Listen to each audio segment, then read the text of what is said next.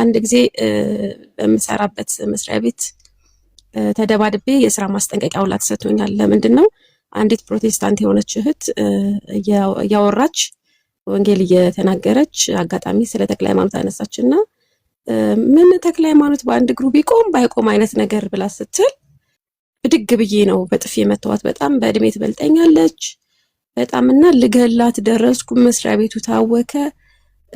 አልተሳደበችም እኮ ያለውን ሪያሊቲውን ተናገረችውና እንዴት እንደዚህ ስለ ክርስቶስ ኢየሱስ እየመሰከረች አልሰማዋትም ነበር። ልክ እዚህ ጋር ስትደርስ ብድግ ነው ያልኩትና በቃ ማስጠንቀቂያ ተሰጥቶኝ በጣም ቢሮ ተጠርቼ በጣም ብዙ ደርሻለሁና በጣም ነበር መቃወመው በጭፍንተኝነት ማለት ነውና ኢየሱስ ነው የሚያሳርፈው። እውነቴን ነው የምነግራችሁ። ምንም በማታውቁት ነገር ላይ አትዳክሩ። ጌታ ምስክሬ ወደ ክርስቶስ ኢየሱስ ነው ማረፉ በሱ ነው። እኔ ከኔ በላይ አሁን እኔ ቤት አንዳንድ ጊዜ ከፍታለሁና ኦርቶዶክሳውያኖች አንዳንድ ርዕስ እንትን ብዬ ኦርቶዶክሳውያን ሲመጡ ወደ እኔ ቤት በነፃነት እንዲያወሩ ነው መፈቅድላቸው። ማለት ፕሮቴስታንቶችም ወንድሞች ካሉ ሚውት እንዲያደርጓቸው እንዲያወርዷቸው ምናምን አልፈቅድም። ምክንያቱም ልክ ትላንትና እኔን ያስታውሰኛል። ምንም በማላቅበት ሁኔታ በጨለምተኝነት ዝም ብዬ እንትን ሟገት ስለነበር እዚህ ጋር ያመጣኝ ያ ስለሆነ በጣም በቃ በነፃነት እንዲያወሩ ነው መፈቅድላቸው የነበረው ማለት ነው። እና ምን ልልህ ነው የትም ይሁን የትኛውንም መንገድ ይጓዙ ግን ኢየሱስ ነው ማረፊያ። በቃ ጌታ ኢየሱስ እረፍት ነው። የመጨረሻ የህይወት እረፍት ኢየሱስ ነው። ወደ ኢየሱስ ነው። ግድ የላችሁም። እውነት ተረት ምንም አያደርግም። ተረት ነው ያለው ነገር። አሁን እኮ ራሳችሁን ቆም ብላችሁ ለአንድ ደቂቃ ለሁለት ደቂቃ ብታዩት መቅበዝበዝ ላይ ናችሁ ያላችሁት። ምንም እርካታ የላችሁም። ብዙ የጎደላችሁ ነገር አለ። ብዙ የውስጥ ጥያቄ አለባችሁ። ኢየሱስ ለሁሉም ጥያቄ መልስ ነው። እውነቴን ነው የምነግራችሁ። በጣም ነው ያረፍኩት። እኔ ልነግራችሁ አልችልምና ምድረ በዳ ላይ ሆኜ ነው ጌታን ያገኘኝና በቃ ከዛ በኋላ ልክ ኢየሱስን ሳገኝ ነገሬ ሁሉ ነው የተቀየረው። በቃ ሁሉ ነገራችሁ ነው የሚቀየረው። ኖርማል እኮ አይደለም። አሁን ከሃይማኖት ቤት ወደ ሃይማኖት ቤት ሽፍት ማድረግ አይደለም ጌታን ማግኘት ማለት። በህይወታችሁ የሚገርም ለውጥ ነው የምታዩት። በፊት በጣም በሚገርም እኔ በማልፈልጋቸው ልምምዶች ውስጥ ነበርኩትኝ። ሳልፈልጋቸው አብረውኝ የነበሩ ልምምዶች ነበሩ። አልፈልጋቸውም ግን አልላቀቃቸውም። ከኔ አይሄዱም። እንዲሄዱ ፈልጋለሁ ግን አይሄዱም ነበር። በዘመናት መካከል ሰላም የሚመስሉ ግን ሰላሜን ያሳጡኝ፣ ረፍት የሚመስሉ ረፍት ያሳጡኝ፣ ደስታ የሚመስሉ ደስታ የሌላቸው ብዙ ልምምዶች በህይወቴ ነበሩ። ላይክ አሁን ሁሉም ሰው እንደሚያደርገው ማለት ነው። በአለም ያሉ ሰዎች ምን እንደሚያደርጉት ምናልባት ከዛም በላይ እና ልክ ጌታ ኢየሱስን የግል አዳኝ አድርጌ ስቀበል ጌታዬ አምላኬ ብዬ ስቀበል ሙሉ ለሙሉ ፈልጌው አይደለም አውቄው አይደለም ሁሉ ነገሬ ነው እርግፍ ብሎ ይሄደው። ከዛ ወደ ኋላ መመለስ አልቻልኩም እኔ። ስለዚህ ይሄንን ትልቅ ነገር የሰጠኝን በዘመናት መካከል እንድተው ስታገለው የነበረውን ነገር ሸክም ያቀለለልኝ ጌታ እንዴት አድርጌ ወደ ኋላ ልመለስ እችላለሁ? እንዴት ልተው እችላለሁ? ሲሪየስ ነገር ነው የምንነግራችሁ። ወይ የምትጠፉበት ወይ የምትድኑበት የእግዚአብሔርን ቃል ነው ይዘን የምንሞግታችሁ። በተለይ ስግደት ላይ ሊቀፋችሁ ይገባል። በምስሎች ፊት የምትሰግዱ፣ ለፍጡራን የምትሰግዱ፣ ለሙታን የምትሰግዱ፣ አምልኮን የምትሸራርፉ የመጨረሻው ሐሰተኛው ክርስቶስ ምስሉን እያናገረ ነው። በነገራችን ላይ ስገዱልኝ የሚል ምስል በተለይ በቅዱሳን ሰዎች ስም በመላእክት ስም የሚደረግ ስግደት ኃጢአት ነው። ለጌታ ለአምላክ ብቻ ስገድ። የሚገርማችሁ ሰዎች ተአምራትና ትንግርት ሲያዩ ድፍት ብለው ሊሰግዱ አደረገልኝ ሊሉ ክብር ሊሰጡ ይችላሉ። ግን መጽሐፍ ቅዱስ ውስጥ እኮ ነገርኳችሁ። ዳንኤል 3ን አንብቡ።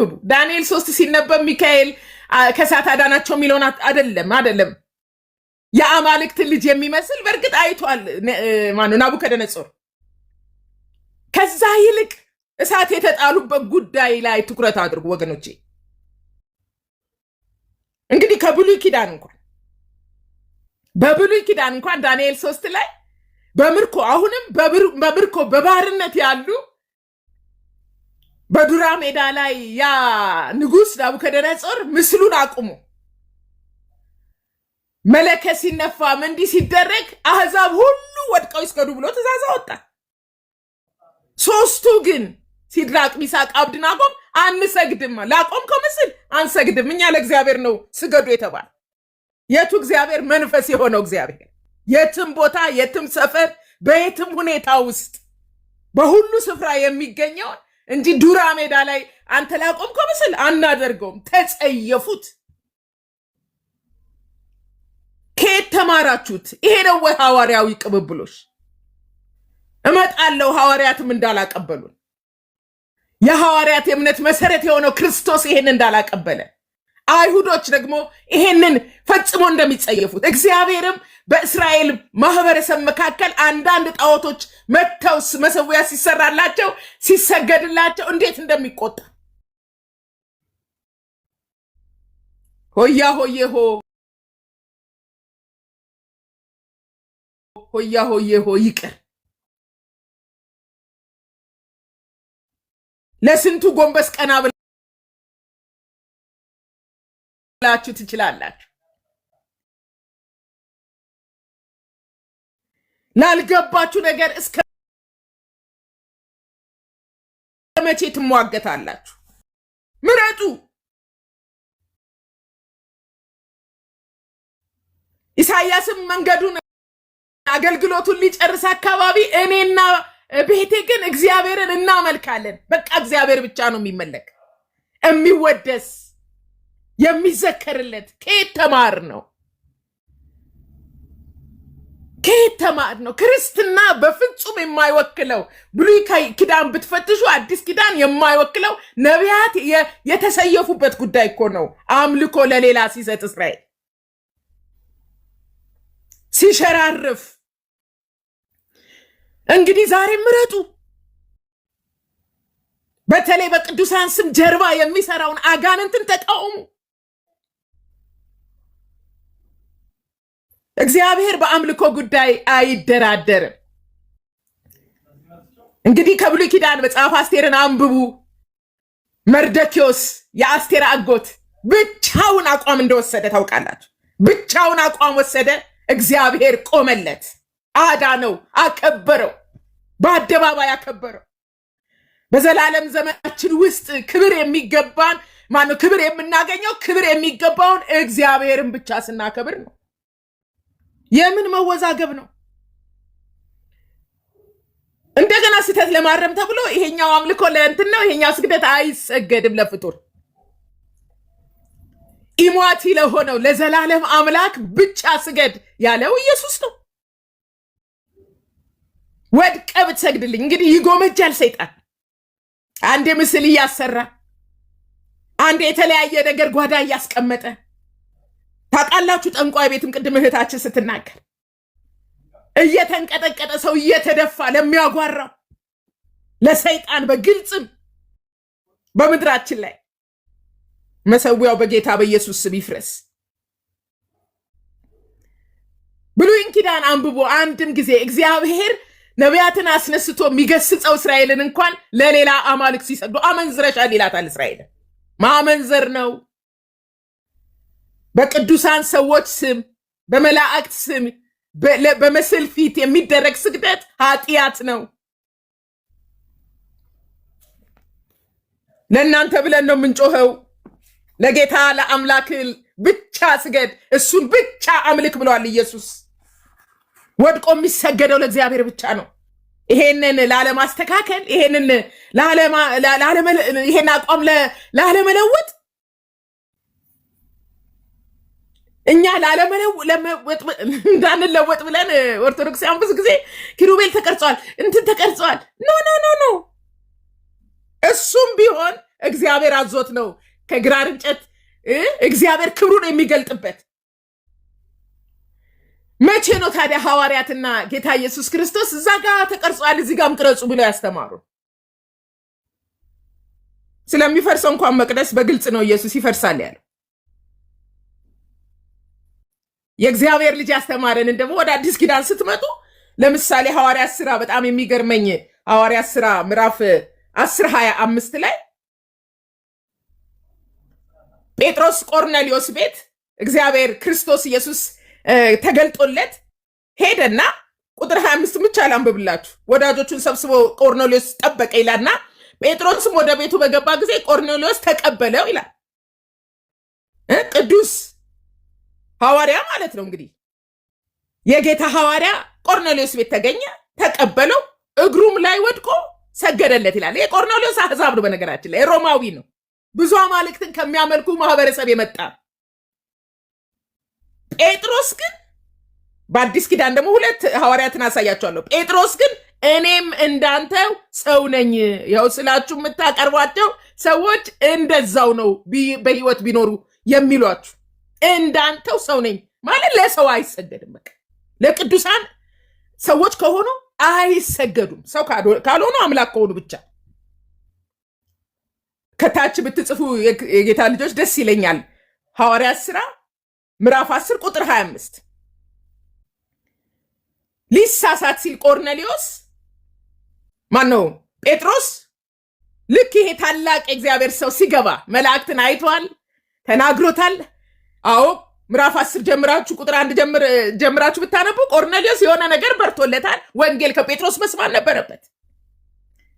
የሰማይ ነገር እየተገለጠለት ነው፣ ግን ፍጹም የሆነ እውቀት ስላልነበረው ሰገደ ይላል። አረ እንዳታረገው፣ እኔም እንዳንተው ሰው ነኝ። እንዳንተው ነው ያለው። ደግሞ የሚገርማችሁ እኔም እንዳንተው ሰው ነኝና ተነስ ብሎ አስነሳው።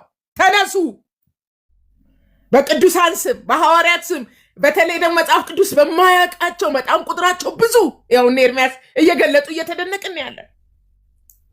ለስንቱስ ወገባችሁ ይቀነጠሳል። አንድ ማምለክ ትታችሁ በአምልኮ ጉዳይ አንድ ነው የሚመለክ የሚሰገድ፣ ያውም ሳይሸራረፍ ሳይቀናነስ።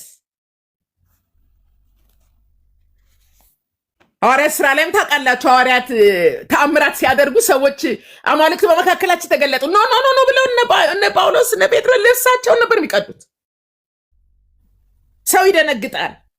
አምላኩን እግዚአብሔርን እስካለየ ድረስ ተአምራት ላደረገ ተአምራት በስሙ ለተደረገ ወይም ደግሞ ተአምራት ነው የሚያደርገው ለተባለ ሰው የመስገድ አዋዜ ያለበት ልክ ነው። ግን መጽሐፍ ቅዱስ ጥርት አድርጎ ነው ሐዋርያው ጴጥሮስ እንግዲህ ቅብብሎሹ ከየት እንደተቀበላችሁት መጋረጃ ተጋርዶ ስዕል ወዮ! ይሄ የዓለም መጨረሻ ላይ ያለን ሰዎች ሐሰተኛው ክርስቶስ ምስሉን ሲያናግር ስዕላ ስዕል ለለመደ ሰው የተሳለውን ስዕል የሚመስል ኢየሱስ ነኝ ብሎ መጥቶ ተአምራት ከሰማይ ተአምራት ሙታን እስኪያስነሳ ከሰማይ እሳት እስኪያወርድ ምናምን ምልክት ያደረገ ጊዜ ወዮ! ማነገውን የማይሰግደው የተለማመድናቸው ብዙ ስዕሎች አሉ። ኢቭን በኢየሱስ ክርስቶስ ስም ማለት ነው የተሳለ። ሐዋርያት ስዕል አላቀበሉንም፣ እውነት ነው ያቀበሉን። ጌታ ራሱ ኢየሱስ ክርስቶስ ጌታ እግዚአብሔር የሚመለከው በእውነትና በመንፈስ ነው። መንፈስ ነው፣ ረቂቅ ነው። ወደ ስዕል አታምጡብኛል።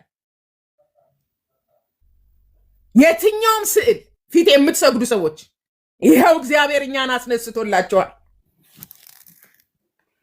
ጣዖት አምልኮ ነው። መላእክት ለማርያም ሰግደዋል። ከየት አመጣችሁት? መላእክት ሁሉ ዕብራውያን ቅድም ተነግሮ ነበር ለእርሱ ይስገዱ ይላል። ትንሽ ይችን አውርቼ እተዋለሁኝ። ዮሐንስ ራእይ ምዕራፍ 19 ላይ ዮሐንስ በጣም ሐዋርያው ዮሐንስ ከተሳሳተበት ክፍል ደግሞ ላሳያችሁ። 19:10 ላይ መልአኩ ብዙ የእግዚአብሔርን ሚስጥራት ከገለጠለት በኋላ የሚገርማችሁ ራእይ ምዕራፍ 1 ላይ ባየሁትም ጊዜ እንደሞተ ሰው ሆኜ፣ ልክ የክርስቶስ ክብር ሲገለጥ ባየሁት ጊዜ እንደሞተ ሰው ሆኜ ከእግሩ በታች ወደቅኩ ይላል። ቀኝ እጁንም ጫነብኝ። ኢየሱስ ቀኝ እጁን ጭኖበት ምን አለው? እንዲህም አለኝ፣ አትፍራ፣ አትስገድ አይደለም ያለው፣ ተጠንቀቁ፣ ተጠንቀቁ ወገኖቼ። የሆነ ክብር ሲታይ ያ ክብር ለእግዚአብሔር መልሰን የምንሰጠው እንጂ የዛን ክብር ምንጭ ከሆነው ከእግዚአብሔር ተቀብለው ሐዋርያት ይሁኑ ነቢያት ይሁኑ መላእክት ይሁኑ ተአምራት ስላደረጉ አይሰገድላቸው እና ክርስቶስን በራእይ ምዕራፍ 1 ላይ በተመለከትኩ ጊዜ ይላል ዮሐንስ፣ ይሄኛው ስግደት ልክ ነው። ከእግሩ በታች ወደቅኩ፣ ቀኝ እጁንም ጫነብኝ፣ እንዲህ አለኝ። ጭራሽ ምን አለው? አትፍራ፣ ፊተኛውም መጨረሻውም አልፋ ኦሜጋ ሕያው እኔ ነኝ። ሞቼ ነበርኩ፣ እነሆ ከዘላለም እስከ ዘላለም ድረስ ሕያው ነኝ ብሎ ሲያበረታታው እናያለን። አዎ በስጋ ወራትም ስግደት ተቀብሏል። በዚህ አይነት ታላቅ ክብርም ለሐዋርያው ሲገለጥ ለኢየሱስ ተሰግዶለታል። በዚሁ ግን አሁን ብዙዎቻችሁ እንደምትሳሳቱት ይሄ ዮሐንስ 2 ቦታ ተሳስተዋል። ይሄንን ለማሻሻል እና ሌሎች ምናምን ውትር ሲሉ እናያለን። ግን ቃል በቃል ያለ ፍቺ እናነብላችኋል።